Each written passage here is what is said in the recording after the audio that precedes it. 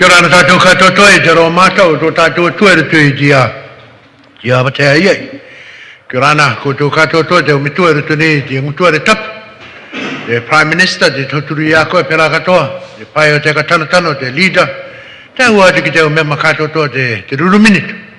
Tō tātou mitu waine speaker, te ronga nganga o te ngutuere tātou katoa. Kia ora nei te roa mātou te tua pera katoa, tō tātou i tangata e ka rongo mai nei. I wao ke he tātou, ko te atua te aroa no tātou katoto. Te nina kia ngai la mane te, la ou te, manako ou te. Roto katoa i tia rai, tō tātou aratia, te waka wape, ne tanga no māturu, i rawa tai, ki te i rawa i ronga no marima, e mea ou te te tupu. Ko Israela, ko rapea ko te kino, e ko kimi mai te atua i te tai tangata, arata ki a lātou, me ka rera i tatara i a lātou, i te kino māta tā lātou i lawi. Ko anau a sama sona tu i tiara. Karane to tātou i rawa penga, anau a kera tau a wainera, i te tamai si tapa i ora i tōna ingoa, ko sama sona. Tupu a kera tau a tamai tiara, ko aka metaki maira, Yehova i ai. I rina keu eke, rino tātou kātou toa i au sama sona. Roto i tō tātou ora, te tauturonga i tō tātou i tangata, te au tua tau kātou toa. Nā te atua e rawe, nā te atua e oronga mai te maru i doi, no tātou katoa. Pure tātou ki te atua. Te atua e tō mātou me tua tapu ki aka metaki e koe no teo mea katoa. Ki aka metaki e koe no te ala mania. Tāu i aka tika ke ui pā mātou ki rare te marumaru o te ni ngutua. Te nganga tā rātou ka alawe e rato i te ala e te atua. Te pupu nei teo mea katoa tō ki rato i tāu ara takia. Nā ue tia ki a rato. Oronga i te kite, te marama i te pakari ki rātou katoa tō. E pure nei, no tō mātou Prime Minister te i tauturu ia e te ruru minitu, te o mea mapāramani katoa toa te kaumani. Pērā katoa ki te tua te katanatano, te ala taki a lātu, te au atu ki te o mea mapāramani katoa toa. I runga rawa atu tō mātou me tua waine, te speaker o te ingutua re tapu e te tua. Pērā katoa te ronga nganga i raroa kei tāna ka tere au. Ke tere au a te uipanga nā roto i te ala, e te au atu ki te kotianga i roto i te ala. Te tua tapu ke rātou ki tōna toto mana. Auraka te tai mea ke riro i tākino kino i tuma te tenga no mātou katoto. E te tua ka tā mai tā mātou ara, ki ora mātou i a koe. Amen.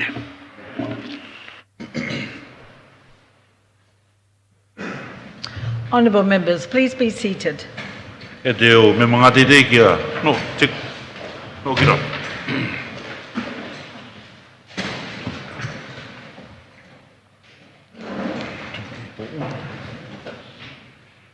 Akamita ki ea to tātou urumetua, no tānau wānanga sumaringa i te awatea, te ka riro e tiaki, e paruru, e tauturu, i tātou, nā roto i te ia uipahanga. Special thanks to our pastor this afternoon for a beautiful message delivered, and may it serve to assist us all in serving our people in the house today. Kia ora ana koutou katoto e te o me mangati te i te tomo ki roto i tō tātou ngutu are i te era. Greetings to all the honourable members who have entered this honourable house today. E tai o tātou rātou e tāku irina ki ei, te era irira ki a rave maruri i tātou i te anganga ki a pō katoto. We have one more day of business, and I believe we shall work diligently today to complete our tasks. Tō tātou iti tangata, te inu o takapini i tō tātou Basileia, kia ora ana koutou katoto te akarongorongo mai, e te akarakara mai i te uipaanga i te era. To all our people throughout the Cook Islands listening in and watching on live feed, greetings to you all today. Ina roto katoa au te akametaki i te konitara o te waine tini o te Cook Island. I would like to give my special acknowledgement to the Women's Council of the Cook Islands. Ki te pātorono ko mama ngā, te au papatua e pera katoa, te maine akatere au o waine Wichman e toko rua pupu konitara. To the patron, Mama Ngā, and Papatua, and to the leader, Waine Wichman, and your whole team. Greetings to all of you. Ua pati ia mai mātou i nanai, au e te mema Selina Napa, te mema Tina Brown, e te mema Agnes Armstrong, ki e tai atu ki tā rātou launch anga i tā rātou strategic plan i Nepal. I was requested yesterday by the member Selina Napa and Tina Brown. and And the Agnes member. Armstrong to attend the launch of their strategic plan yesterday. However, we did miss the minister, who was also invited, but we enjoyed the evening for you. Nā rā, ko topa ia mātou te minita, te pati e nara, kua mataora kapi te mātou, no o. Also present last night was the ambassador from the New Zealand, or the New Zealand High Commissioner, as well as the Australia High Commissioner. Te rera katoa i na pō te ngā mata o te pasere o Nutrien, e pera katoa te mata o te pasere o Australia. It was wonderful to see a group of women together, enthused and ready to go in implementing what they believe would be very helpful for the women of the Cook Islands. Ko mana tika e te mataora, i te kiteanga, i te ao metua waine, te tae tō rātou inaro, e kua marui, ko mataora, i te kimi rawinganga, e kia pōpinga te iti waine o te Cook Island. May I also acknowledge our Solicitor General, Mr. Stuart Baker, and the Deputy Solicitor General, Kathy Bell, who are in the House today. Rako takake ki te ngā tangata, nō roto mai i te tuanga o te akinanga o te ture, tangata māta Stuart Baker, e Catherine Bell, te roto rau e te mutuare i te rāne. So, honourable members, we've come to our question time for half an hour. The floor is open. I te o mema ko tai tātou ki te tuata uiuianga no te tai apora te tuera nei te taua. I see the Honourable Waitoti Tupa. Te ki te tuneo te mema Waitoti Tupa. Me te kumata mai ne wātua tua. Thank you, Madam Speaker. Tāku uianga mua. Rau te me turu aku uianga i rutu i tira. I have 3 questions today, and my first one, Rātu e koe tai o mai nea grutu i te aere mai ne wātua tua. Ana ko rau ka tūma kiro ki uia tāku uia. although I just arrived late in the house, but I'm standing up and might as well pose my question. Te uianga mua tēne nei te rira ki te minita o te muni tō tātou Deputy Prime Minister. First question he poses to the Minister of Finance. O te mea ko te uianga e mai ne wātua tua, te akara neo no runga i tō tātou waronga tanu tanu. This question regards our growers. E rina ki o e ko ara wēne rea paa te te waronga tanu tanu i tō tātou Deputy Prime Minister. I do believe some growers have met with our Deputy Prime Minister. E te mea ko ara wē ka tō mai ne rea iako e mai ne wātua tua e te pakari o te reo. And they've also met with me and they were strong in their convictions. Te karanga nei te tanu tanu nei mātou, no te mea wakau e mea mātou e kia tanu mātou i te tātou, e o nei tātou i te au tai. They're saying that we have been encouraged to plant, to grow during this COVID period. I roto rai te tātou e mai ne wātou tua, te oko nei tā rātou kai, te kite nei rātou e, te iti nei te tangata e oko nei i tā rātou kai. However, in selling their produce, they noticed there's less buyers for their produce. Ai te katoa i mātou, te ronga tanu i matawera i te tātou nei, te teme te ronga oko nei ki runga te matara, kua putunga tākiri te pua tomati, te capsicum e te waiatoro, ki runga te matara. And for us growers in Matavera, growing and selling, we noticed there's an increase in the amount of produce, like tomatoes, on the roads. No atu te rira kua tua nā te o aronga i roto i te oere matawera i te tātou nei. Nevertheless, some of these were shared out freely amongst the people of Matavera. Te ire tu ianga ki te minita, te inaro e ka ui o te uiang kia. Pe kāre e tauturu. O te mea ko ki te tātou e, tā tātou tuanga no te subsidi, kua extendi e tiri, ano te mea a te ruitoru, o tono ngoro tiri o te pitanga. O extendi e rā tiri rā ki December. Te ui ne e tu ianga e, me kāre e tauturu i tō tātou aronga tanu tanu, i te tātou nei, e ngatāne rātou i te oko i tā rātou maanga ki tō tātou i te tangata. Pene e ko te subsidi, pene e rawenga kei te tei, ki akara matatio e rā. Mori e ko te uianga mō te e wai na wātou tua, te uni au ki te Deputy Prime Minister, tō tātou minita o te moni. E te kumata. In light of the current subsidy, which supposed to end on the 30th of September, which has now been extended to the end of December, my question then to the Minister of Finance is, will there be any assistance for the growers following this period. Thank you, and I see the Minister of Finance. E te mata ki te tuneo te minita o te moni. Thank you very much te member o Matawera no te rā uianga Puapinga. Thank you, the member of Matawera, for the important question.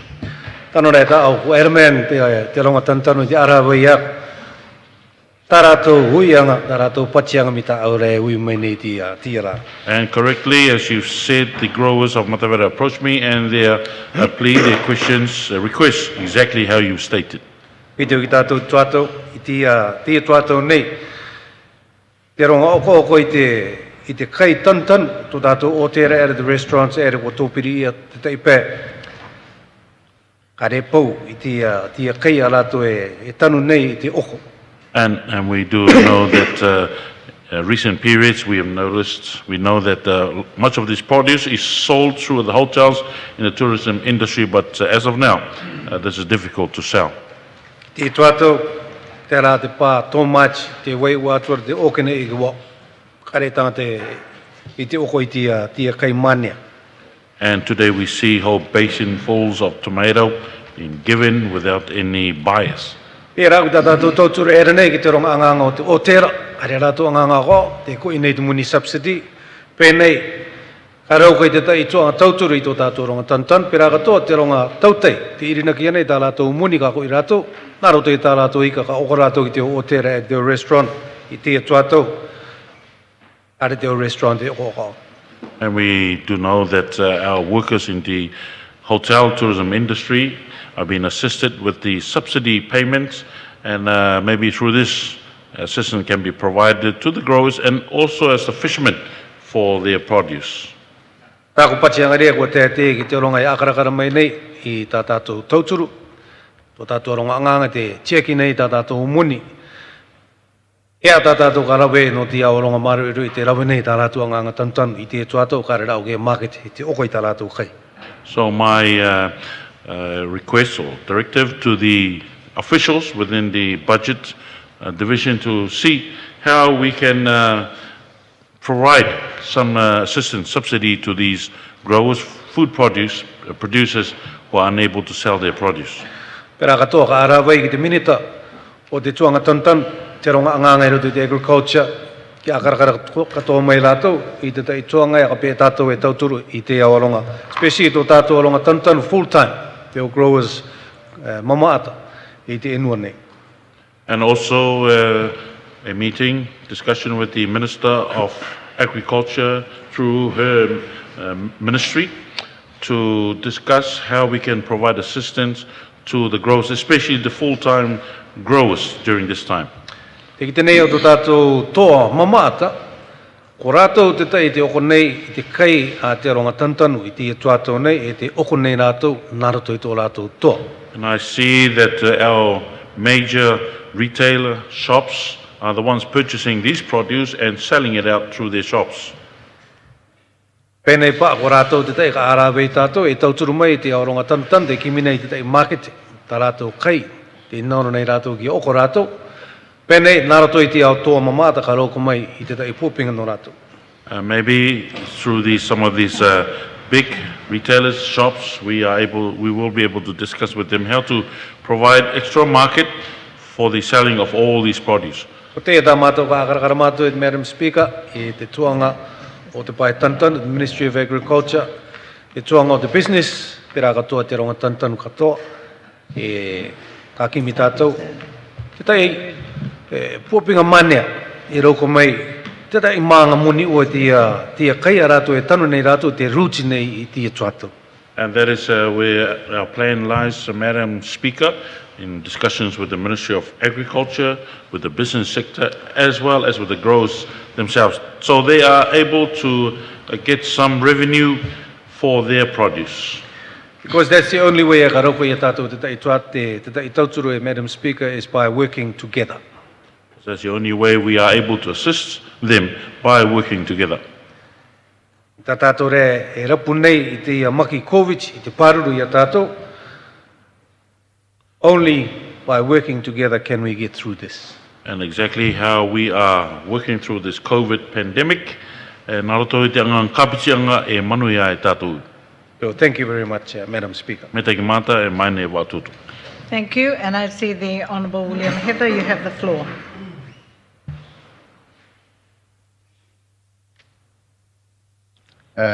Te ki te atu nei au I te me mangati te William Heather, te oranga atu nei au te tika anga kia koe ki tutua mai. Supplementary question there, Maina Watoto.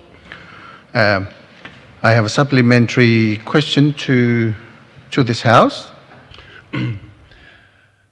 Mita te me mangati te o matawera e karanga. Te aka nganga nei tō tātou iti tangata I te oko I tā rātou mang.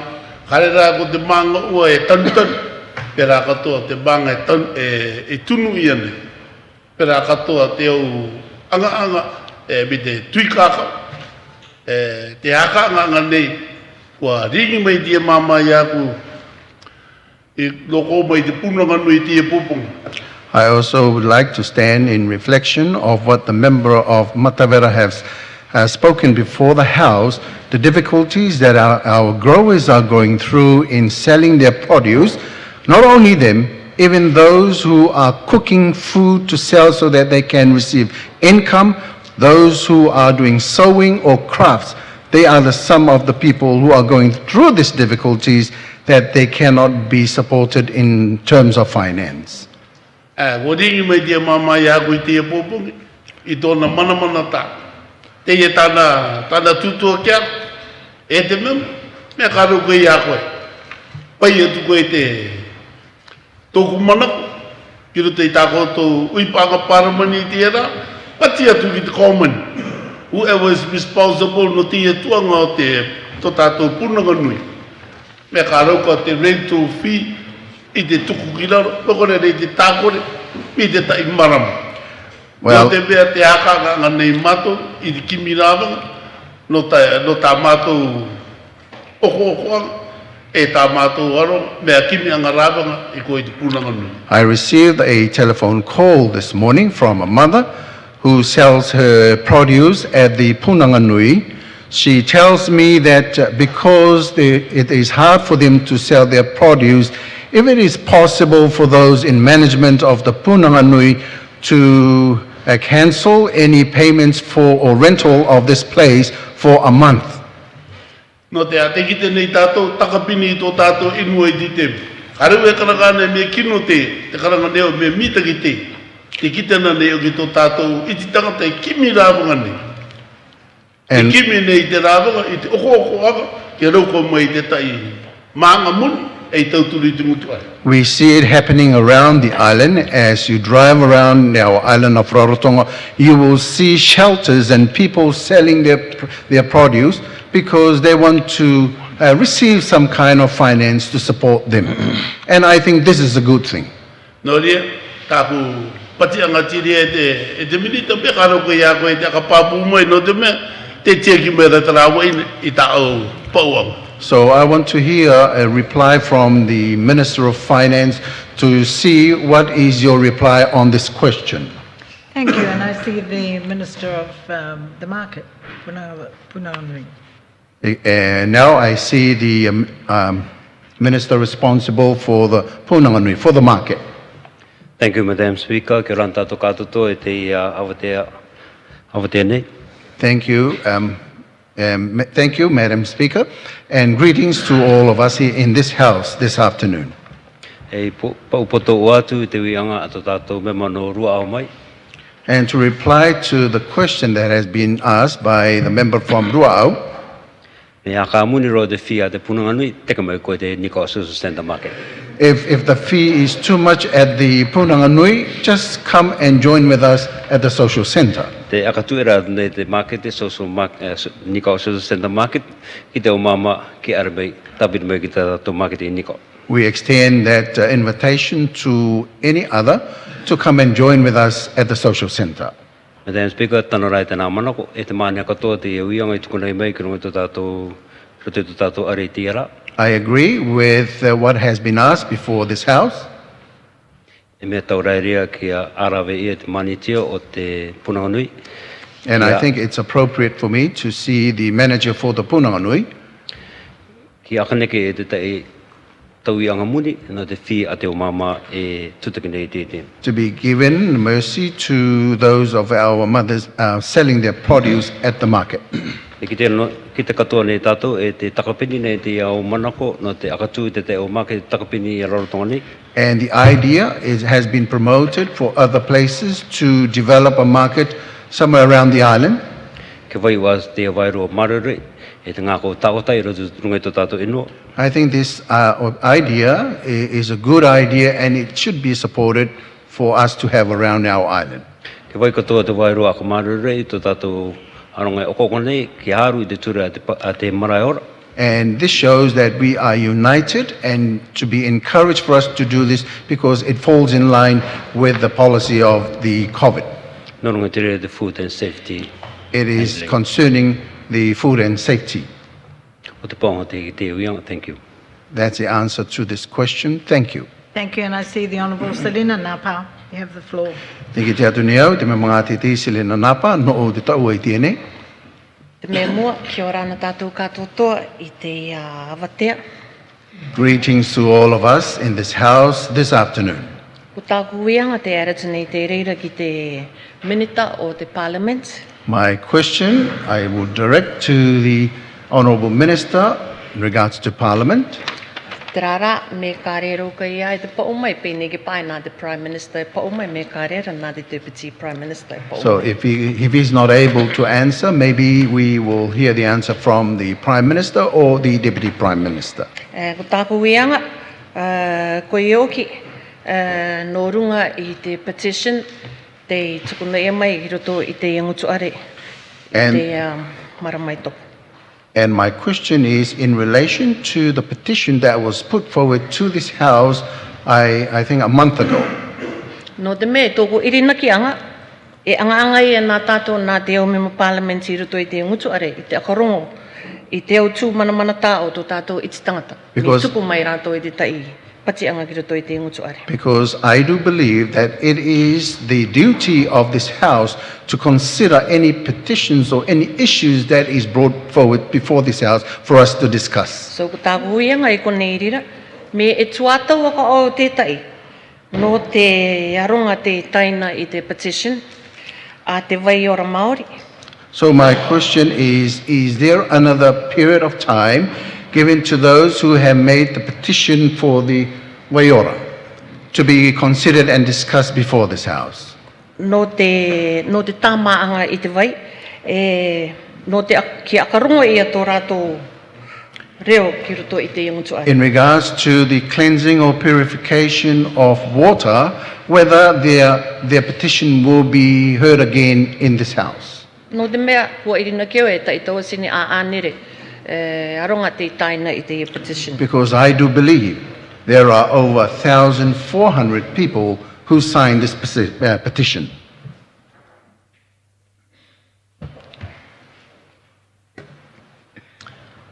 Aina wā tūtua. Mana koe nā koe pa uti o ia. Madam Chair, I feel that I should answer this question. Me mua, o tuku koe tā au tuku a ngā tika ngorunga I tie mana, I roto I tie ongutuare. First of all, you have made your decision in this House, E te aka ngā tie tēnei te kawamani I te rere tuku o ngā tika. and the government respects and honors your decision. Te rua, Secondly, me te mea tura karongo neo I te uia ngā te me mga te te o titi kāwaka ko te taua ua teia, e a karongo I te reo o tō tātou I te tanga. as if when I listen to the member of Parliament for Titicaca, it's as if this is the only platform where this petition can be heard. O ki te tātou e are te rere te mana ko tika. And we know this is not correct. Ki runga ai e te select committee o tō tātou wai. She is on the select committee for Totato Vai. O te aka koro ngai o te select committee ki aere ki roto I tō tātou I te tangata, ki aka marama I te ture, e pera koto I te tiki mai tō rātou mana. This is a responsibility of the select committee to consult with people, to our people, and to gather their thoughts. Te aere ne rai te rira committee e mai na wātūtū. That committee still exists, Madam. E anganga te e kari utia. This is a work that has not been completed. O rira te umere ne au e e aroa ti au te i nui e ki te mai rātou ki roto ki o tuare i te pai mai i te manako te ora i e te kumiti i mua i rātou e ki tō tātou i te tangata. And so I am wondering why this group of people are trying to get into this house to present their thoughts, and yet it has been the responsibility of the Select Committee. Ai te o tō tātou i te tangata te ere ne tātou te arawe e rātou. Our people are on the same level where we are going out to meet all of them. Are i are akaranga tau e a ki ere mai te papaki, te rongo manini, ki ere mai ki runga i te toanga te i te tangata. It's not appropriate that maybe for those who speak louder than others, they should take precedence over the people. Te ara mana koe, te orongo nei tātou i te tikanga ki tō tātou i te tangata, ere tātou ko arawe e rātou, tiki tō rātou mono. I want to emphasize the notion that we should go out and discuss and talk with our people and gather their Ma te comments. ki te katoa ki te au taeke, tēnā tōko tō tikanga, ere o ore e mai tōko tō mana ko ki mua i te kumiti. Plus also advising these people, that is your right to express your comments before the Select Committee. Mo te mea ko te ia kumiti, ko te pāramani rai. Ngā te ia ngutu are, ia ka tango i te ia kumiti katoa tō. Because this committee is part of Parliament because it has been established by Parliament. Ko te roko tāko pau ngai e mani wā tūtua, au watu i te ia iang. So that is my answer, Madam Speaker, to answer. Thank you, Prime Minister. I see the Honourable Selina Napa. I te atu the member Selina Napa. O kia ko mai rai tōku mana ko ki runga i te iuianga. No te mea kia marama tātou i te iti tangata e ka rongo mai nei tā tātou Parliament. Ko te Select Committee te ikina ia no runga i te tūranga o te fōmanga i te authority. Me kore i te tai putuputu o ngai nā rātou e ka tere i tō tātou vai. Ka rea no runga i te manako o te vai ora Māori. I would like to return to the question because the Select Committee that has been mentioned was formed to look at the establishment of the Water Authority, not on the address the issues covered by petition. No te mea ko mātou i runga i te Select Committee ko ki te rai mātou i tā mātou tuanga anga e te akarakara i te manako o te tangatae me te inaora nei rātou i te authority, te tō tātou vai authority me kāre. Because we on the Select Committee, we know the comments and the thoughts of the people regarding the Water Authority. So ko tākou uianga ka ere atura i te reire, ka pēia i ra tātou i rira i te ia waronga, te sign i te ia petition, i taitawa sini e a anere. Ki ia akarongo ia tō rātou reo, tō rātou mana tā. So my question then is, what can we do for these signatories of this petition, all 1,400 of them? Where can they go to be heard?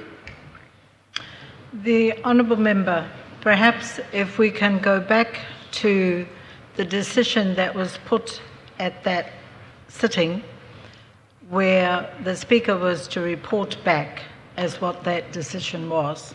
That was not made solely by the Speaker. We did seek legal advice, and we were advised that in the separation of powers, the Parliament cannot tell the government to stop doing something. Sorry, yes. Me ka tika i te mema, ki oki tātou ki te tukuanga tika i muana, ko te manako ki oki mai te maini wātūtua ki aka kita ki te Parliament. Wakairi ia te rira ki runga i te kanonoanga ko te akatakakeanga i te o mana, separation of powers. I rara ke tia, ka rero ke te Parliament, i te akaue, i te government ki a kōti i tā rātou anganga e rawene. Because in the petition, it said that it wanted the government to stop what it was doing. No te mea I roto I te patianga, te karanga nei e kainora rātou I te government ki a tapu I tā rātou anganga e rawene. Even if it was going to a select committee, the select committee is a mini parliament that is a parliamentary parliamentarians within the parliamentary service. No atu e ka ere te ire, Sorry. no atu ka ere te ire ki te committee ikia, no te mea ko te committee o te taituanga teia no roto mai I te Parliament.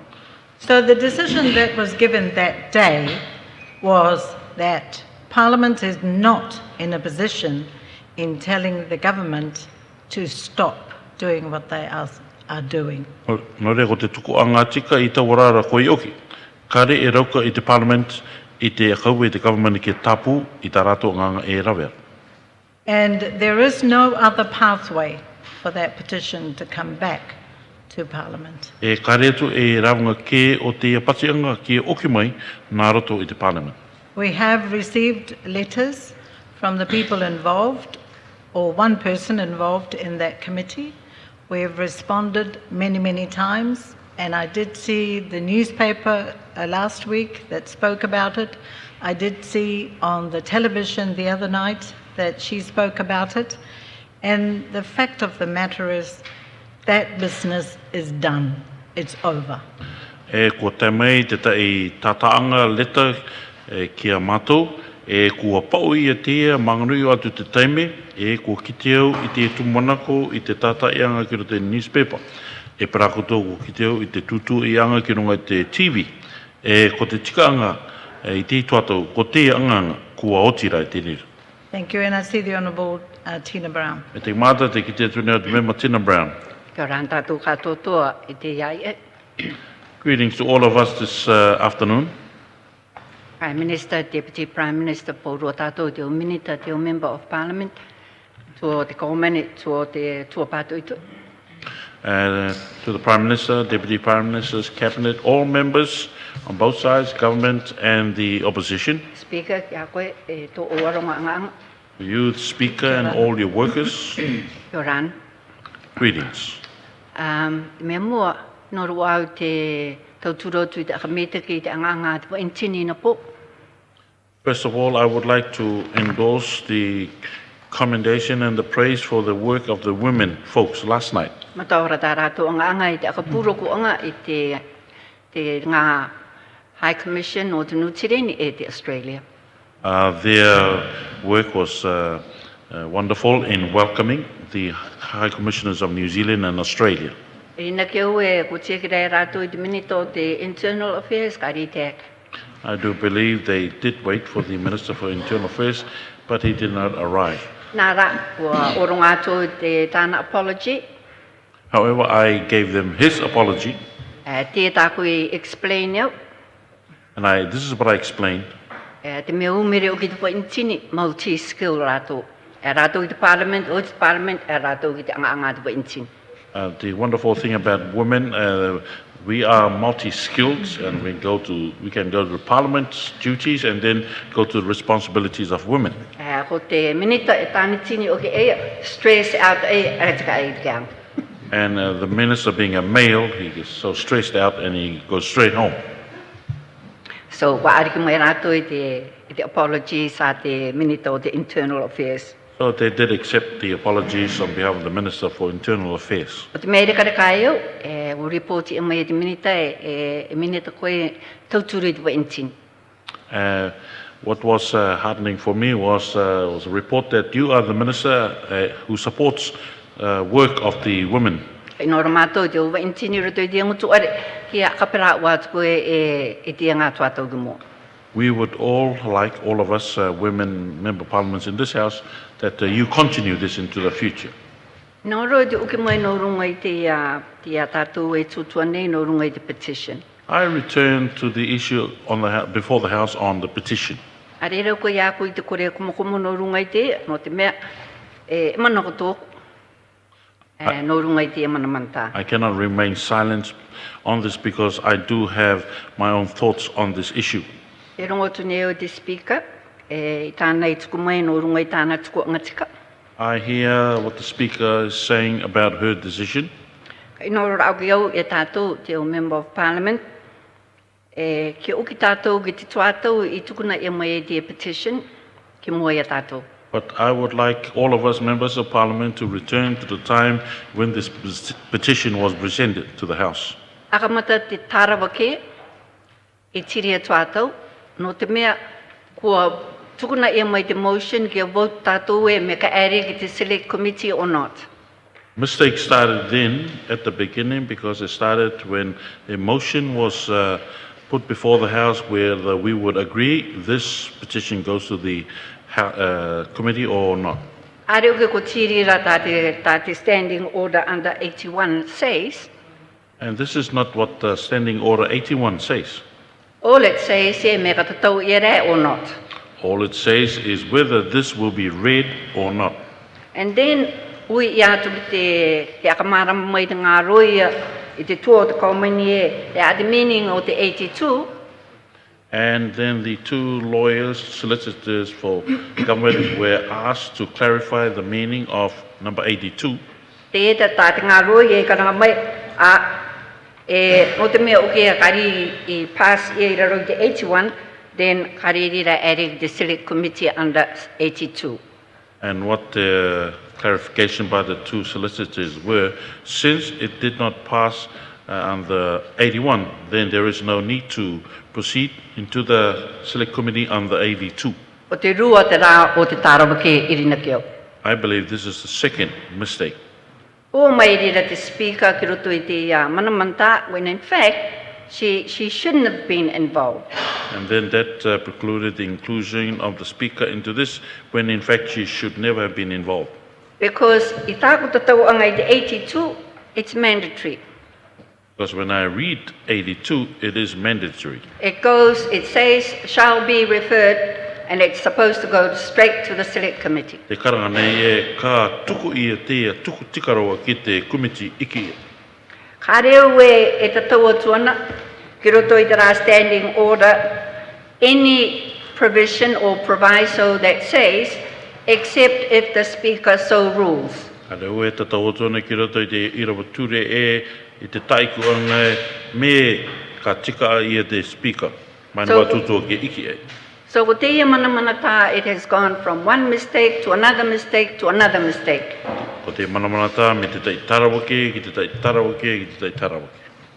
And what is worse is, irina kio, ko te iau standing orders, e avenue te ia I te oke ki tō tātou I te tangata, an opportunity to exercise their democratic right in this house.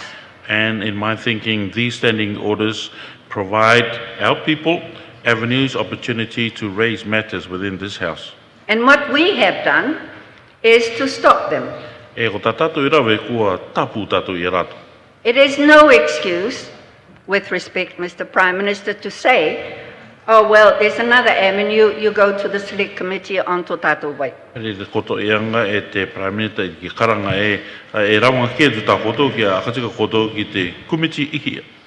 And in my mind, it's no excuse to say, well, a decision has been made, even if it's a wrong decision, then we can't revisit the matter. Iaku ka rei te koto e anga e ki e tutu e no atu ko tarau ki tā tātou tuku anga tika e ia tātou uki oko o kiri. It is fundamental in our constitution that we are a democratic country. O te me tangonga ki roto I tā tātou papa ture mitua e pasere e democratic tātou. And all of us members in this house should be promoting that democracy. E ko tātou pōro te o mema I roto I te ngutu are kia akamaru I tātou I te ia vairo. And not gagging petitioners at the first door. E ki kore tātou e tapu I te o te apatianga I mua e te ngutupa. And it may be that if it went to a select committee, the select committee will come back with certain recommendations, like we do on the bills. Pe nia nā ringa tei ki roto te komiti, ka roko mai te tei o mana ko tamana ko anga, roto mai te komiti mi tā tātou ki te ana I roto I te o ture tamana. But we won't know that because they have not been given that opportunity. Ka rau tātou ki te te no te mea kari oronga e ana te tikanga ki a rato. So I would like to support the question from the Member of Parliament, Selina Napa. When is there an opportunity to have this petition properly tracked through Parliament in accordance with the standing order? Thank you. Ano au I te turu I te uianga a te mema Selina Napa I te karanganga e a ea. Te ia patianga e neke e nā rato I te o anganga te Parliament ki a tau te riro. I seek the Honourable Prime Minister. Madam Speaker, can I please have the opportunity to respond to the comments from the Leader of the Opposition? Mai ni wā tutua me ka tika te tei tika anga nogu ki a pau atu I te au tutua a te mema o te arataki o te tuapatoi. And I think it needs to be corrected, particularly with the alleged mistakes that she has mentioned. Irina keo e mea tau ki a tano ia no rungo tika I te o tarauke tāna I taiko mai. And in her closing comments, she made reference to complying with the standing orders of this House. E I tōna tapireanga I tāna tutua ko taiko ia e ki aru ia te o ture a ka teranga uipanga o te ngutuare. The standing order 81, Madam Speaker, is very clear. Ko te ture warangoru mata I taka ua te rera e maina watutu. On a petition being presented, any member may move that it be read. I te tuku ia meanga te tai pacheanga, ka aroka I te tai mema uatu, I te tuku mai te tai aka keuanga I ke tatau ia te rera. No debate shall be permitted on such motion, and if it is seconded, the question shall be put forthwith. E karea nono ia ke taumaro ia ki runga I te ia, e me kutuko ia mai te rera ki aneke te ki mo. If the motion is agreed to, the clerk shall read the petition. Me ariki ia te aka keuanga ka tatau te klaka I te ia pacheanga. Madam Speaker, my clear resolution of what happened in this House was that the petition was received and it was moved that it be read. Ane watutua takataka ua toko ako maranga I te pacheanga te tamene kua tatau ia te rera. And it was seconded. E kua turu ia te rera. But then it was also put to the vote as required by Standing Order 81. E peraka tō ko tukuna ia ki te tai ikianga te anono ia I raroke I te ture warangoru mata. But then the vote was against the reading of the petition. Nā rā ko tirira ikianga ko tirira ko takore ia te tatauanga o te pacheanga. So my question is, where did the House go wrong? No re tako ianga, te ia te ngai tarauke I te ngutuara. When we have followed the letter of Standing Order 81. Nā ko aru meta ki tātou I te o irawa pauro o te ture warangoru mata. And I think it's important that this standing order be mentioned. Ina ke oe mea popunga ki a taiku ia te ia ture. And be looked at so that this House can be satisfied that we have complied with what is required of this House in the case of a petition being presented. E ki akara metaki e tirira, e ki a papu metaki I te ngutuare, kua rawe metaki tātou I te o nganga I raroke I te irawature. I repeat, Madam Speaker, the motion was put to the vote. Tau ki ako au e maine watutua, kua tukuna ia te ka kiuanga ki runga te tai ikia. For the petition to be read. No te patianga ki tatau ia. But the motion was defeated. Nā rā, kua tamata ia te ia patianga. That to me, in accordance with the standing orders, is the end of it. I aku, ki tau ki raroka I te au ture nei, kua matera e tiri. Thank you. Meta ki mana. Thank you, Prime Minister. As we are reviewing our standing orders in the committee, we are finding difficulties in the translations of many of our standing orders, which we hope as we review them, they will be much, much more clearer. And I te mea te okioko ane tātou te akarakara I te o irawa o te o ture a kateranga uipang. Te ki tena maine te tai au tūranga ngata I te urianga I te au irawa nei e ganono I tātou ki a ākara me te kia o te. And to comment against, to the comment of the Honourable Tina Brown about the Speaker's decision. Ki tutua no runga I te manako o te mema Tina Brown no runga I te tukuanga tika a te maine watutu. The Speaker of Parliament is the head of Parliament. In the separation of powers is where that decision was formed in the Parliament telling the government how to do their business, which is not the business of Parliament, if you can accept that. Ko te watutua ko I te upoko o te Parliament. E I raroke te akanonoanga, te akatakakeanga o te umana. I roto I te tūranga Akano ia te tukuanga tika e karete ki roto I te anganga a te Parliament me ka ariki mai koe te. It didn't use a word like consider or have a look at. It said to stop, to cease, actually was the word.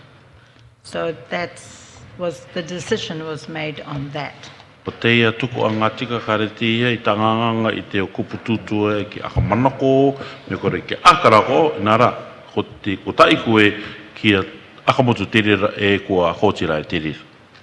Thank you very much, honourable members. That completes our question time. Me te mata e te o mema kua kōtiria te tuata uiui anga, And I'll call on the Leader of the House. pa te tō I te kaere o te ngutuare. Thank you, Madam Speaker. Me te mata e mai na watutua. Madam Speaker, I stand to move that Standing Order 224 Mai na watutua tū mai o te kakeo atu e ko te ture a katereanga upanga rua a, relating to notice to be given of an introduction of a bill for at least 1 day's notice Ngorunga o ki te anono ia o te taira no te akakitekiteanga I mua ka te taiture tamana o ka tukuna e mai ko te ngutuare. be suspended to enable the Constitution Amendment Kia vai o ia atu tirira kia rauka I te ia ture tamana ko ka tukeanga I te papa ture me toa. open bracket number 29 and closing bracket Bill 2020 Numero rongo mai iwa ture tamana ko rongo to be introduced and pass through the first and second reading today. Ia ariki e mai ki te ngutuare e kia pati I roto I te tai te rua tatauanga o tera. I seek a seconder. Nā te tai turu.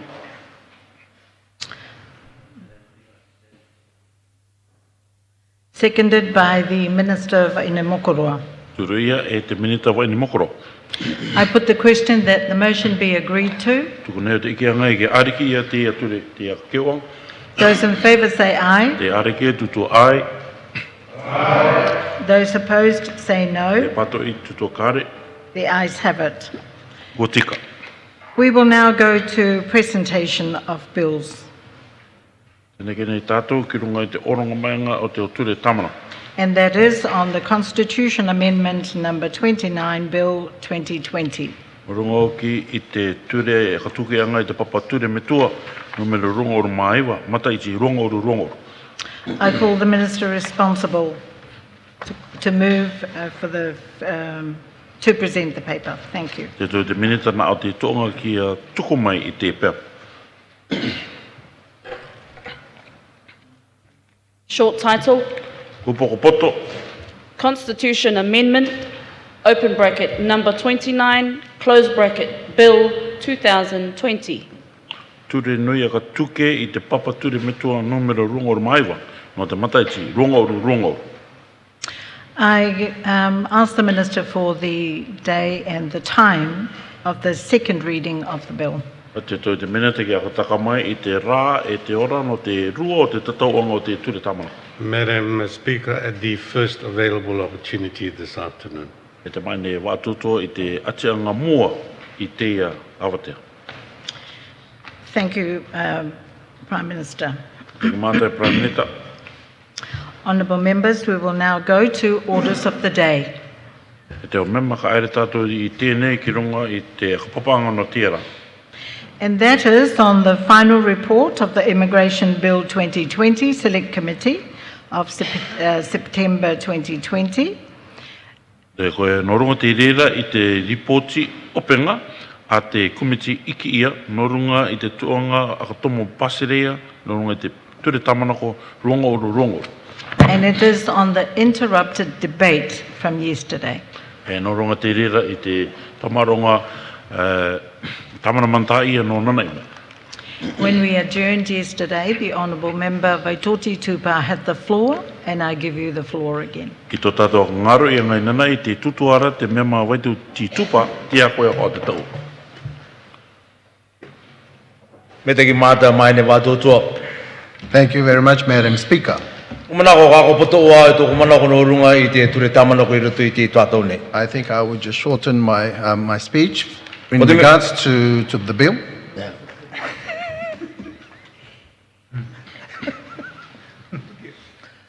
No te mea mai ne wātotua kua ka rongorongo to tātou I te tātou. O tuku mai tō rātou manako. Tēnā ia te tuku iki mua I tātou kātotoa. Ni te rāina nei. e tame ki te tuatone. For this main reason, because we have been through our people to consult with them. We have listened on the radio yesterday and even today. Tāku mana kora e pēmeo I norua te kairi ki tātou ko te mana koe ko te waronga e PR to rātou me ere ki rātou I wao ki te pāsire me te nua ko nutiren. But what I want to say is those people who have a PR and thinking to go overseas, especially to New Zealand, O te mea ko te mana ko te tāta tanoanga tika me ko ere rātou ki rira e watata te torumatai ki kōku mai rātou te mana ko reo te tāta e kare roko ki tipu I mai tiri ki raro I te ono marama. because there are some people who have been practicing that they would go overseas, and as it nears to that term, they would return. But it has been suggested that that period of time of 3 years should be shortened to 6 months. Kakara e mai ne watu tua I roto I te waka tere teranga ta mātou I rawe atu ki tō tātou I te tangata. Tuke ke te mana ko te tangata. Ko te aka koronga mātara, kai no rātou I ke tipu I mai ki raro. Me te toru mataiti, te to te aronga manako, te mataiti. To te aronga manako, e ono marama. Te rāti kai te inua mauke, te rātou I nao rātou ono marama. Because as we went through the outer islands, there is this opinion that has been raised that this period of 3 years should be shortened to a year, and in most cases, and it's been emphasized by the island of Moke, that it should be cut short to 6 months. Ko maramara o mai ne watu tua e tureiti te te ka angai, e roto I te tureiti, aka no I rirae, o runga I te aka matutua ngai te tuangai, o runga I te turumataiti, ka pēr tātou, me apako I raro ki te turumataiti, I rina kia ue, I raro ki te tureiti, a roka I te papa I te awarong. And I do believe that there is a regulations that will come after the enforcement of this bill. And in those instructions given under the regulation, we will find out how we can penalize those who will breach this law. Te tureiti mai ne watu tua, pera ka toto tātou I te tangata karongorongo mai ne. Nā tirira e ka matutu I te o tuanga, e akara ne matu I raro ki te ture tāmanako, I te tauturi tō tātou I te tangata, pera ka tō te waronga e oronga I ne te tickets no rātou. And I do believe in our consultation, the opinions that has been given by our people, that when the regulations come in force, then there is a guideline for us to see those people who are under this law.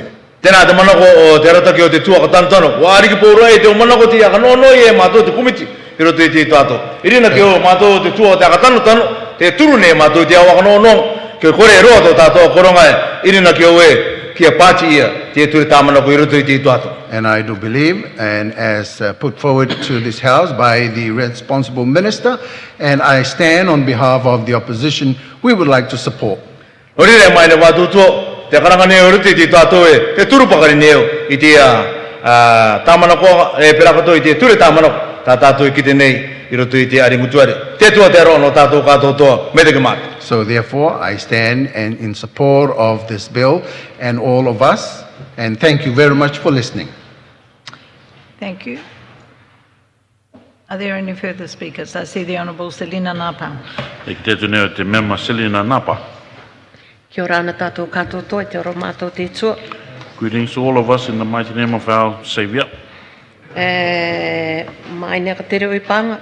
Ina oroa, te oronga atu I te tai manga mana kono rungarai I te reports mānea nā te Immigration Select Committee. Madam Chair, Speaker, I would like to present some comments on this beautiful report from the Select Committee. E te makorai te anga tāna reports. And how the report was, put together. Nō ro te oronga atu te tai manga mana kono atu ko tai ko te reira ki roto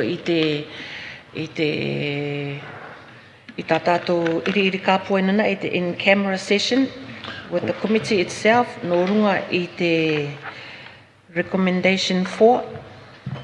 I would like to make comments, and even though we have discussed this in-camera session yesterday with the committee in regards to clause 4. Ka oronga atu o tōku mana ko e te pati rai ki te minita, me kore ki te chair o te o te Select Committee o te Immigration kia raukai ai e te tai aka maramara no runga i te tuanga kia rongo mai te kai tō tātou i te tangata ki wao ko te tumu i aka pera i te recommendation. I would post my comment to maybe the chair of this committee so that our people may listen to and receive clarification on this issue. Mua ke rai tere, re mai nia ka tere ui pānga, me ka tika i te tai tuatau noko i te oki ki roto i toku oire, i te oronga atu i te tai au tuatua aka maruiro i toku tuanga ikianga. Madam Speaker, before that, if I may take some time to return to my constituency, to my village, and may give them some comments. No runga tika e te o anga maruiro e te o anga mita ki a rato i rawe i te tuatau e tomo nei tātou nā rato i te COVID, tai mai ki te era. Especially regarding the hard and the very good work they've done during this COVID period. Te memo e nā rau te oronga atu i tāku reo aka meitaki e te aka maruiro i te EOC team o te muri motia i a Ali Macquarie e tōna pupu. First of all, I would like to give my thanks and acknowledgement to the hard-working EOC team of Titikavaka, Ali Macquarie and his team. Ko rātou e anga pakari nei i te ia tuatau tikai e oki mai nei tō tātou i te tangata e quarantine nei i roto i tō mātou oire. All of them working hard during this period when our people are returning in quarantine during this time.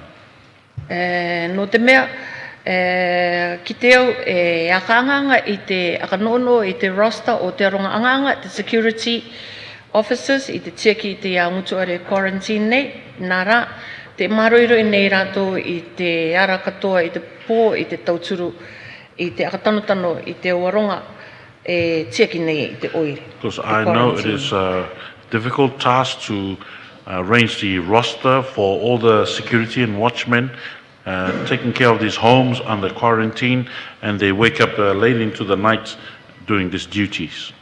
E nāro katoa o te aka mitaki i te o neti, te public health nurses, te o neti e te tote, e rawe maruiro nei tā rātou nganga ki roto i te medical centre i Titikavaka, no te mea i tātou e aka ngaro i ara i te weekend, te anga rai rātou i te weekend, i te check i te oronga quarantine nei. I would also like to commend and acknowledge the hard-working nurses and doctors in our medical centre in Titikavaka. For example, over the weekend, while we are resting, they're still working hard. I nā roka toa o te aka mitaki atu i te ronga anga nā roto i tō tātou minita o te are auri, i te Honourable George Maggie, ko ia te tuku mai i tānau tamariki, i te tipupu i te opunu, ki roto i te oire. I also like to extend my thanks to the Minister, George Angene, for releasing the services of the corrective services and for helping with cut the coconut trees within the village. Kāre mei te mea te rawi nei rātou te anganga e kāre tutaki ana, te tutaki nei rai rātou tētai maanga tuanga e tauturu i te tuanga o te kopapa, te kai, e parakatoa te tai maanga muni e tauturu no te maintainanga i te machinery a te aronga anga. It's not that they are doing these work for free. They are getting returns, compensated, some amount of money as well as food, and as well for the cost of maintaining the machineries they're using. Te tai putu anga e noro ki aka meitaki e tika e rato, no atu e ko rato te tai e kupukupia na tato e kāre rato e aru meitaki e nei te ture ko iau ki ko te o putu anga pure, ko te o akono anga ki roto i te kirunga nei to tato inua, i roto i te pāsireia, ki roto i te oire. No tā rato tuanga puapinga e rawe nei ko iau ki te pure no to tato nei pāsireia. I would also like to acknowledge another group, even though sometimes we complain that they do not follow exactly the rules of a COVID pandemic. However, the hard task, important task of they doing their churches in praying for the spiritual well-being of our people during this time. E wo ki te katoa o te tai tuatau i te tukuna i anga te ture o te COVID ki roto nei to tātou pāsire kua kopea na tātou no te putuputuanga te rāra Kua maroiro I rātou I te rawe tā rātou tuanga. E ko tā tātou e aka maroiro I rātou kia pure ua turai no tō tātou pāsirei. Although initially when the rules were established for COVID pandemic, and we did complain that these groups were not exactly following the rules, but they have worked hard in looking after the spiritual welfare of our people. Te aronga tanu e rawe maroiro e nei te tanu kai ki roto I tō tātou ki roto I te imori mōti ai pini o ake ararotonga. Te kite nei eo I tā rātou e rawe nei, o tā rātou rā e kokoti nei, e iti rawa te reira. And to all our hard-working growers in Titikavaka and around Rarotonga, and I see the amount of produce they are producing is significant. However, the rewards are very minimal. Ka rekara me angarata koe I te iau te aronga tanu, ko te vairua maora I te oranga mai I tā rātou kai, I te tuku nā roto I te o ngutu are struggle nei, te kimi meitaki no rātou, ki aka meitaki ia te aronga tanu. O te mea te pūte tō māti te kitena e nei te are nei ki roto I te ngutu are. Te kite are roto I te uirapa I te pēmatara e for free, help yourself, te remene, te kapati, te pokchoe, te amai. Because when you consider what the growers are doing and what they are gifting out, they should be thanked and acknowledged, because on sides of the road we see produce in going for free in wheelbarrows on the side of the road, tomatoes, pok choy, all sorts of fresh produce given for free. They should be thanked. Ko tōku manga I taitai aua koe oki ko te aronga tika e tomo o nei ki roto I te o ngā I tanu a te aronga e tari nei I te meitaki o te aronga e maroiro I nei te tanu. My only concern is for those who are going into these plantations without the notice or invitation and just reaping the produce of these hard-working growers. O ke mai tōku manako e rira I te e tuatau nei ki runga I te irawa ko te recommendation 4 no te tukuanga I te tae o tika anga ki roto I te minita. And I return to the issue before the House pertaining to recommendation 4 in providing some powers for the minister. E koe e inaoro nei e kia o kena ia te tai tika anga no te tai o aronga kia PR e kia kimi atu I te reira patianga kia tuku atu I te reira patianga ki roto I te au oire me kore I te au waka no tō rātou manako. And for his responsibility for accepting PR applications and the issue of seeking the thoughts and comments from the traditional leaders. No te mea ki roto I te ia irawa me te tau atu te reo papa te karanga nei to include the requirements of the minister to take into account the views of the RAC, Religious Advisory Council, and the Riki in the area where the person normally resides. Te taikanui I roto I te irawa ko te anono ia te minita ki kimi atu I te manako e te tuanga tika a te tuanga o te RAC o i Rarotonga Authority no te pure, and as well e pirakoto no te uiriki, te ronga mana. No te meinana e ko tāku uianga e a te ronga mana e kore e o mai ki roto I te tukuanga tika I te pai I tā te ariki. Because my question yesterday was, why did not the traditional leaders be included in the decisions by the Uiriki? And akaranga ia mātou I tāki tumu, te ariki te no ora ki ngatangi ia. Ko mātou rā I Titikavaka, e aronga mana rā tō mātou ko ioki ko te pepe I utu, me ko te vairu e kone e ka nāroto I te ariki ki a tiki atu I te tika a tō mātou aronga mana I Titikavaka.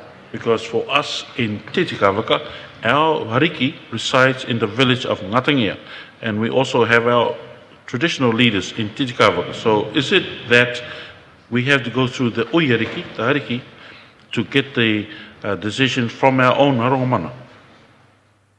Te haupene o e ko me te taiku I nana I karangara e ka ino raukio te minute ki a ka marama ki a ronga mita ki mai tika tu tātou I te tangatai. Te tumu e a te aronga mana I kore I o mai ki roto I te tuanga. And the reason I raised this yesterday, because I want the minister to clarify and for our people to hear clearly why the traditional leaders were not included with the Uyeriki. Ko te approval o te PR ka naroto o te Religious Advisory Council e te ariki. And the approval for these PR applications will only go through the RAC as well as Uyeriki. No te mea, karangawe me ia mātou e noo nei titikawaka, ko mātou rai titikawaka i kite tō mātou uru e te waronga e noo nei ki roto i tō mātou oire, te o papa a e tauturu nei te oire, te o ronga e noo wane ka re tauturu mai anu. Because I would say only us actually living in the village of Titicaca, we know ourselves. We know everything. We know the people, we know the expatriates living in our village who's assisting with community and who's not. Ko te ua tōku maanga manako i te oronga atu ki konei ki a rauka i te minita i te akataka mai te reira ki a rongo mai tō tātou iti tangata ki wao airia. Ki a kore au e oki atu ki tōku oire, karanga mai e a te ronga mana i kore e o ki roto i te ia tuanga. That is why I'm posing this question to the minister to clarify so our people will listen, will hear exactly what it is. So when I return to my village, people don't ask me why the Arongamana weren't included with the Uyeriki. Me ko te tikara te ia e ka narotora e te ariki, ko tāku patianga o e kone te tātou ariariki, te Uyeriki. But if it's right that the intention here is to go through the Uyeriki, then my request to the Uyeriki would be Ko te patianga i kone rai ki tō tātou Uyeriki rai. Me tai mai te tai list ki kone e koto, ki atoro atura e koto i te au oire. Tā koto e ākonokono nei ki roto i tō tātou waka i te tiki i tā rātou tika.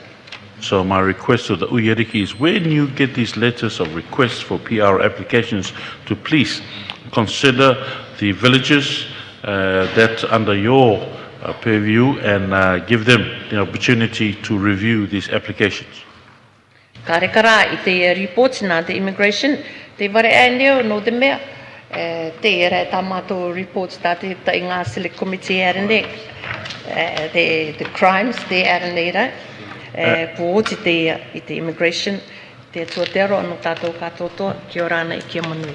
As to the report from the Immigration Select Committee, I am a bit envious because us on the other select committees have not completed our report, whereas Immigration has completed theirs. Thank you very much. Thank you, and I see the Honourable Tamaiva Tuavera, you have the floor. Iki te atu nea, me mga atiti, Tamaiva Tuavera, no o te tau e tine. Thank you, Madam Speaker. Thank you, Mainwa Atutu.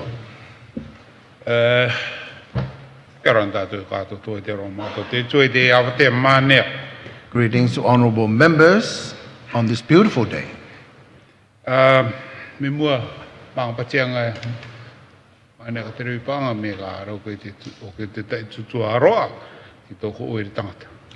Speaker, Madam Speaker, may I be given the opportunity to address my constituency right now.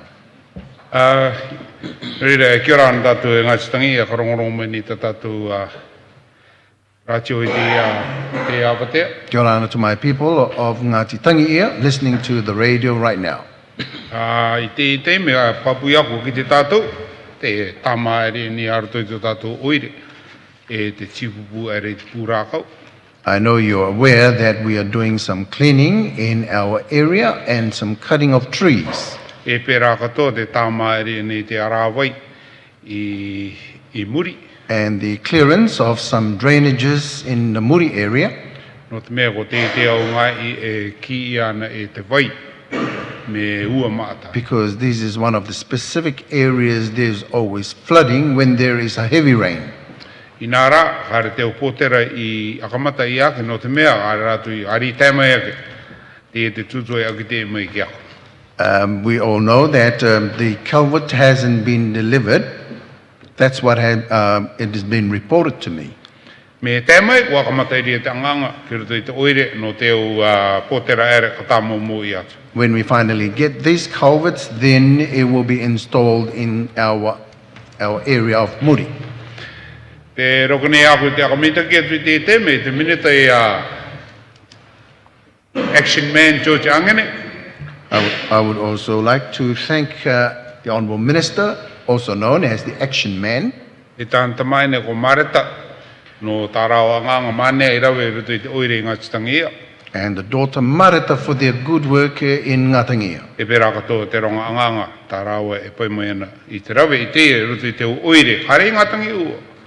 And including their workers who have supported us right now in Ngatangia. Not only us, I know that they have been helping other district area on the island.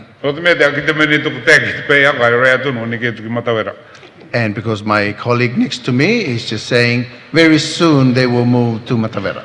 Reira, a korma ki tātou, I te rawe inu te oire, ki teo mata teo troka ere nei, traua, ia tātou e oro e naunga te matara. So let us be patient with the development that is happening in Ngatangia, and I would like to advise that to stay off the road because of these vehicles moving. Te tai ako ina oro ki aki ki tātou e Ngātitangia, e ko te ia I tupu ki roto I tātou oire. And one of the things that I want to comment to my constituency in Ngatangia, something that happened in us. Me ko kite koto te tai aronga e kona kawa e erni na ronga I te upinga akoro. If you see of someone who is drunk and driving or riding any vehicle, tapu ia rawe e tawiri. Stop them and remove their keys. No te mea, te tupu I te tai rau ake ne me rika rika rote. Because what happened a few days ago is a vicious one. E nā tika e nā tātou te me nāo te tamaiti, ka me me re te ngako. If this is your child, your son or daughter, you will have a painful heart. No reira, I rote te tātou oire, ko te speed limit I rote te tātou oire e torungo urure. I know the speed limit in our area is only 30 kilometers. E māta nei koto e te o tamari ki roto I te oire, me kore no wō ki te oire ermani nā roto tika I a muri ki taitu ki awana, but many of our children, and probably from outside of Ngātitangia, when they come through Muri, they go beyond the speed limit. E mita the Prime Minister tutua mai te rawa kene, ask and shall be given. And like what the Prime Minister have spoken before this House, he said, ask and it will be given. Prime Minister. So my plea for you, please, my plea to the Prime Minister is to give the warrants that we've been seeking for our people in Ngātitangia.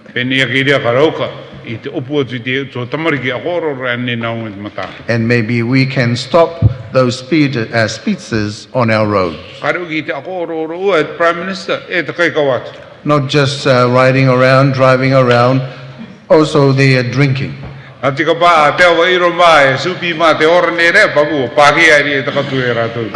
if Papa Iro and his colleague is still alive, they will be slapping their ears.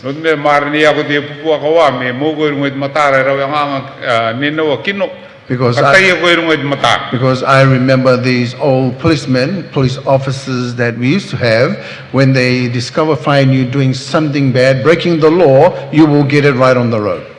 And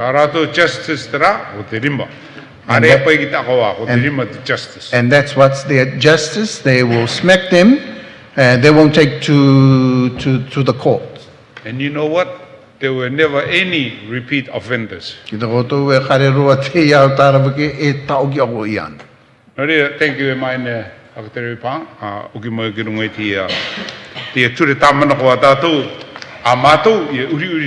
Thank you, Madam Speaker. Now I would like to return to the business before this House.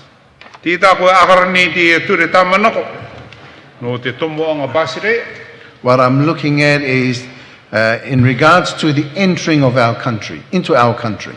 We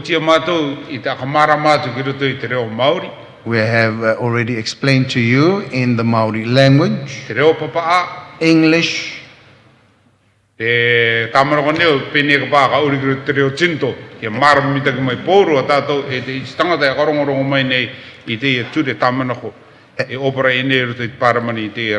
maybe for further enlightenment, we should translate in the Chinese language. The leader of the opposition, no te akamarama to kiruto I te reo Maori. I te au kapi paurua I roto I te ture tamana. Yesterday, you have heard the leader of the opposition going through all the recommendations that has been put forward to the Select Committee. Kua kamarama pauro mai aia I tea. She explained clearly to this House. Kua uki e nā runga ere te o numero, e te tai ana I kamarama mai e no te tua o te aronga mana e te ariki e te Island Council te ka o mai ki roto I te kimbianga, tikaanga no te ronga no o pasire. She went through all the recommendations by numbers, and eventually she came to the recommendations that is required to be considered by the religious organizations, by the Ariki and the Island Council. No te a, poko moko mātou ki te mai ne nāne akateria nei I te tuanga anga. I did speak to the Secretary of the Select Committee. O tra rea tōna manoko me te roto I te ture tā manoko I tuto ia. And that's what she agreed, what has been explained in the recommendation. Me tēki te tuatau e tangata te tai inora nei te tai tikaanga noanga pasire ia nona, akara e ti tangata te ngā ino And if we are considering someone who will be applying for this permanent residency, then it is also a requirement to consider where they are residing. Te ngā iria no ora di tangata ko te rira rea te ronga, ka pati ia ki tata mai I tā rātou kite no ti tangata, I mua ka oronga ia te tai tikaanga nona me kāre. And where they are resident, those leaders around the area must give their approval because they know those people. Me ka uki o koa nārato I te ture tamanoko e mai nea ka te reupanga.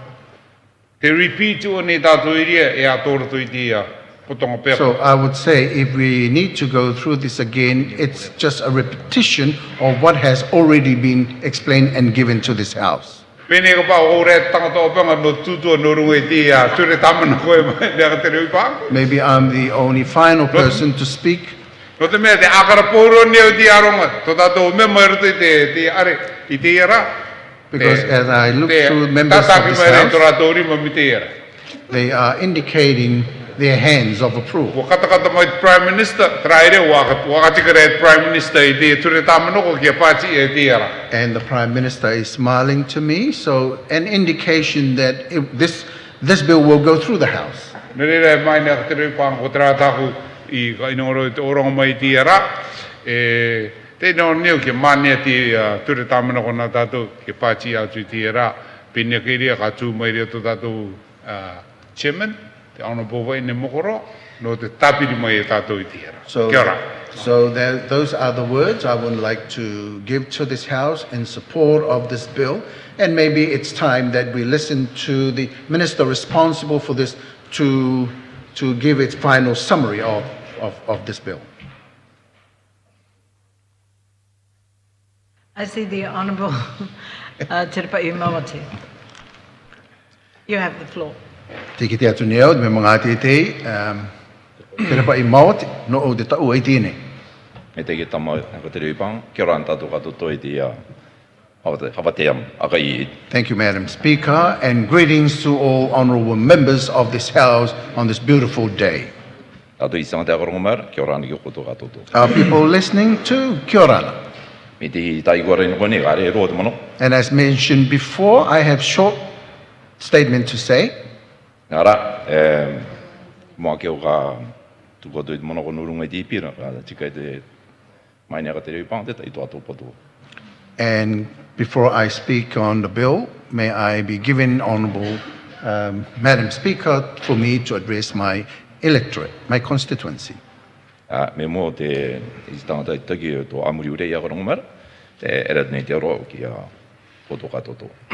Firstly, greetings to the island of Waitutaki, especially to my people from Amuri and Hurei. Tēnā te o tōnga tuke, tātou konitara ko tere, koto aronga re raro koto, te aronga pakari, e tai watu tātou tamari, kia ora no koto. I say greetings to our two island council members of the two villages, our people and our children and our young people. Greetings to you all. Ko tātou tumutoa ti te ere mai nei magari te te gire te reini maro ino gio taranga te tuto ine ka ya tata tu te ka abi ra tu me ta me ta tu ra ibubu. And to all our warriors who are coming over to Rarotonga, I know some of our islands have been mentioning about their tumutoa, but we will be waiting for our people from Aitaki. Mi ta te memorai o ividua e karangai stand by mo ai no te o code poro te tu ni rai te stand by no te o ko to. And as mentioned by the honourable member from Ivirua, he claims that he will be a standby member for all the codes from the island of Mangaya. And let me assure this house, I am also a standby for my constituency from Aitaki. O mao te memo o Awaito, ki te roto a te ngaraki mo, te arabeanga I tato. And including my colleague, the member from Vaipeka Tautu, you will see us supporting our group from Aitaki. E to tato memo o Areniko, kapi te mato o te tauturanga I tato korong I Rautoni. And including our member from Areniko, Te Rapi Maki, we will be joining forces together in support of our young people. Kia koe chairman o te tōku chairman, e te ururu supporters at, ki o te aki pōro, ko tātou putuputuang, kia ora ana ki manu I tātou katotoa I te angara. And to my chairman that supported me and my committee members who have supported me throughout these days, greetings to you all. Ki te tātou a te angara tōtou ki mo, ki a hojitanga o Rorotongane, pau ki a toi tātou ka katantanu, ka kumako koe tātou, o te angara tōtou ki mo, e te tātou o te maki erene. I will see you in the near future, but that is after we have completed the Cook Islands Games. Then we will see you at home and we will establish our group for the days ahead. Ki mau ki runga te tātou pira I te Constitution Amendment 29. Now I return to this bill before this House in regards to the Constitution Amendment 29. I te uriuri monokonga I te angara, I ta hoto ta te anganga a te putuputuanga o te Select Committee, te rawe norunga I te tuanga o te Immigration Bill.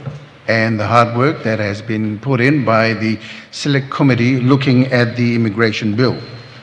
Agaranga e anganga mātākoto I rau, me tā te memorai o Chicago e Gram, I aki te ara, no te Rauka I koto I te tautama I te pira ki a taima I ki te tonga I te ra, I roto te taime te ononga I atu ki koto.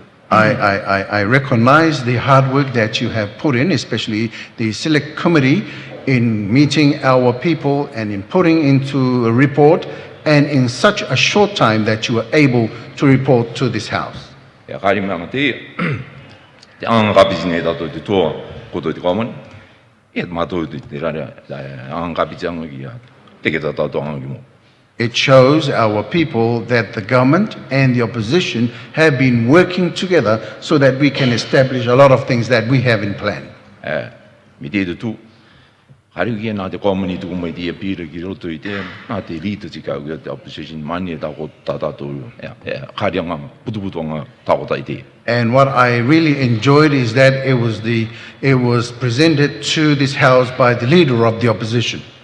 And ki riro te I mataronga tātou I te kia ngā ki mo, e ru atu rai tātou me te rai ki a hoji te anga, ki te mai tō tātou warong I te tangata e, kare te tātou e reu mene ki roto kone e kaimanga. And I think it is a good example that we have shown to our people that the government and the opposition are working together to establish a lot of things, not just for the sake of coming into this house to eat.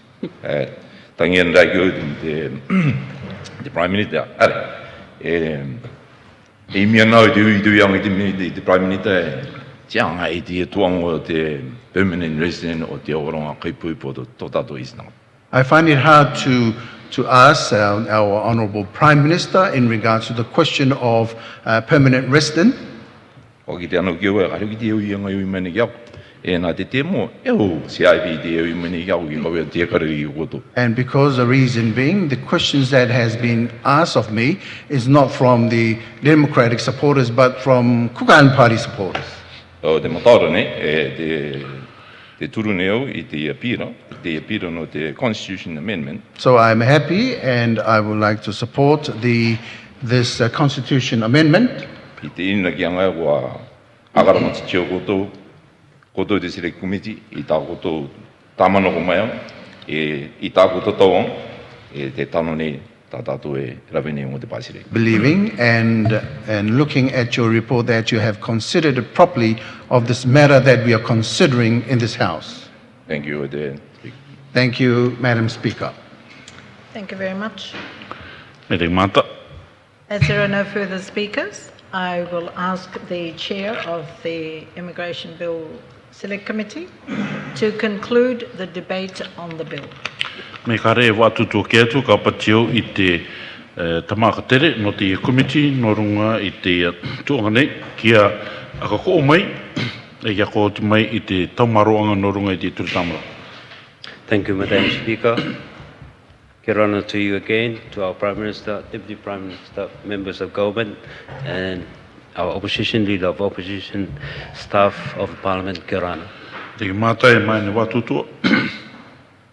Kia ora ki te Prime Minister, te Ururu Minister, mema o te Kawamani, perakotoa te tua patoi, perakotoa I te arataki o te tua patoi. Koe mai ne watu tō e te oronga nganga, kia ora tātou katoto.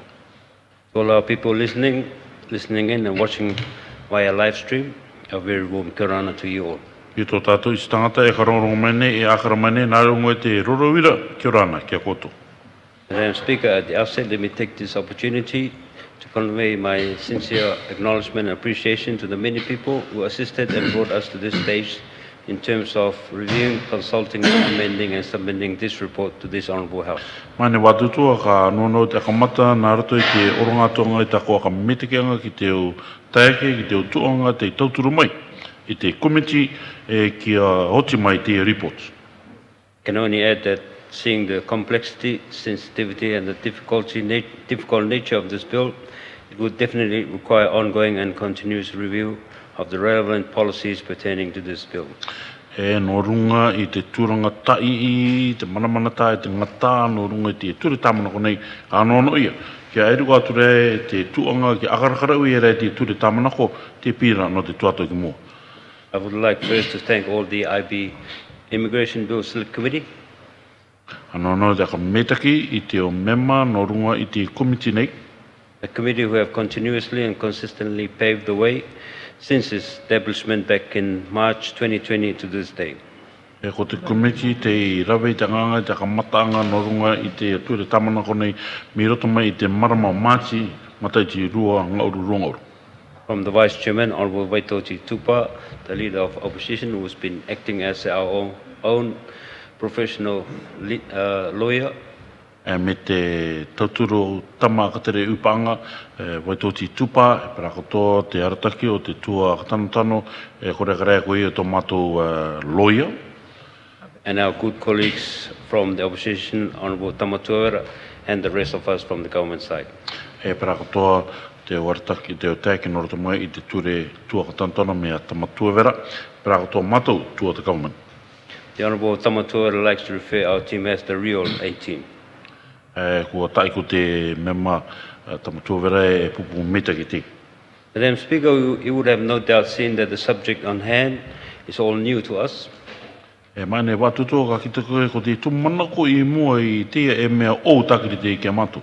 We have not been heavily involved in dealing with immigration issues prior to being established in this committee. Kare mato I ona I te raweraweanga o te o tuanga a ka tomo pasire I mua ke ka kano ia e te committee.